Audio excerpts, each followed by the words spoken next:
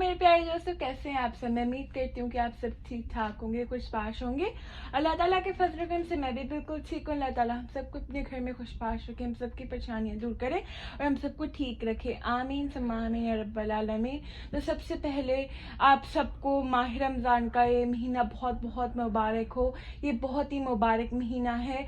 इसमें अल्लाह पाक हमें सारे रोज़े और नेक काम करने की तौफीक ता फरमाए। आमीन सुम्मा आमीन या रब्बल आलमीन।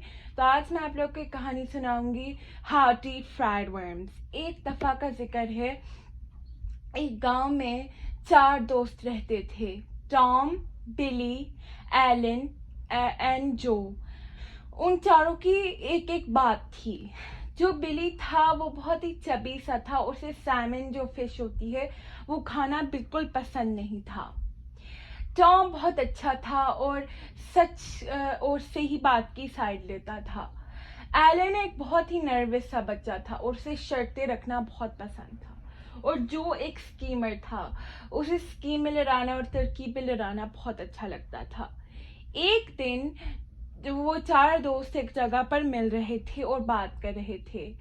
तभी एलन ने कहा, प्यारे दोस्त, आज तुम डिनर के लिए क्या खाओगे? सैमन? नहीं, मैं वर्म्स खा सकता हूँ लेकिन सैमन तो नहीं। अच्छा तो ठीक है, जैसे आप लोग जानते हैं एलन शर्तें बहुत रखता है। ठीक है, तुम्हें 15 दिन 15 वर्म्स खाने होंगे। अगर तुम शर्त जीत गए तो तुम्हें मैं $50 दूंगा और उससे तुम जो चाहो वो बाय कर सकते हो। लेकिन वर्म्स हम ढूंढेंगे और तुम उसे जैसे भी चाहो, जिस सॉस से भी चाहो तैयार कर सकते हो। तुम उसे तैयार कर सकते हो, लेकिन सारे वर्म्स ढूंढने का काम हमारा। जैसे भी हम वर्म्स ढूंढेंगे तुम्हें खाने पड़ेंगे। ठीक है। बिली ने ये सोच के शर्त कबूल की कि वो छोटे छोटे वर्म्स ढूंढेंगे और उसके जो पैसे उसे मिलेंगे वो उससे एक छोटी सी बाइक खरीदेगा। फिर वो वर्म्स ढूंढने चले गए और बिली को वहाँ वो वहाँ एक खुली सी जगह पर बैठ गया। लेकिन फिर उसने सोचा कि वो घर जाके सारी अपने फ्रिज से जो भी सॉस से नज़र आएगी वो ले आएगा। वो अपने घर गया और उसने देखा, उसे वहाँ अपनी फ्रिज में केचप, हॉर्स रेडिश, लेमन और फिर उसने जब फिर उसने सॉल्ट और पेपर भी ली और जो भी सॉस जिससे वर्म का टेस्ट ना आए, जो भी सॉस उसे घर में मिली वो उसने ले ली और एक बड़ी टोकरी में डाल के वो वहाँ ले आया। एलन जो वर्म्स ढूंढ रहे थे, एलन का पार्टनर जो था और बिली का पार्टनर टॉम था। जो और एलन ने एक बहुत बड़ा वर्म ढूंढा। वो इतना बड़ा था, बहुत बड़ा, आप लोग इमेजिन भी नहीं कर सकते। वो वर्म लेके वो जब आ रहे थे तो टॉम बोला, ये फेयर नहीं है, बिली के साथ ये अच्छा आप लोग नहीं कर रहे। नहीं, अब उसे यही खाना पड़ेगा, वो अपने हिसाब से इसे बना सकता है।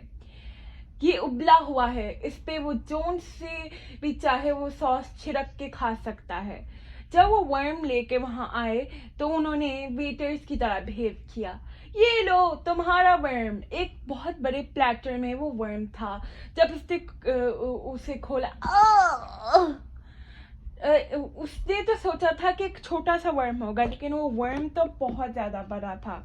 इतना बड़ा कि वो इमेजिन तक नहीं कर सकता था उस वर्म को उसने उसे देखा और उसे उल्टी जैसी फीलिंग आने लगी। लेकिन अब उसे वर्म तो खाना ही था। उसने जब पहली बाइट अपने मुंह में डाली, उसने बहुत सारी उस पर सारी सॉसें लगा ली ताकि उसे वर्म का टेस्ट ना आए।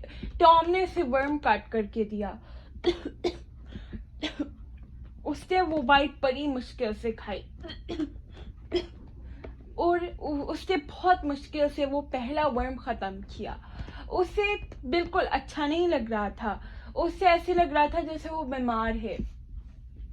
अपना मुंह खोलो, बड़ा मुंह खोलो, जो देखो, क्या तुम कुछ देख सकते हो?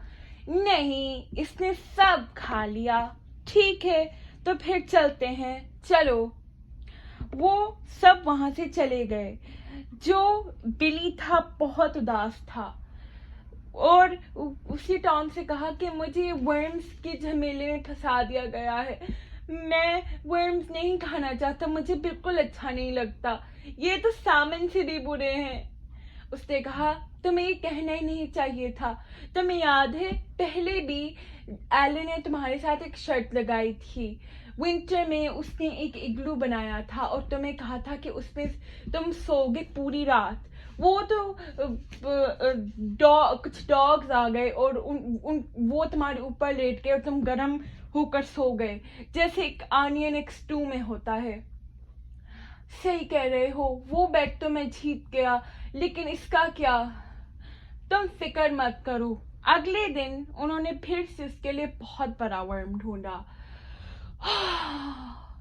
जब उसने वो वर्म खाया, जब वो थोड़ा सा ही बचा था, उसने एक आह भरी। क्या हुआ तुम्हें?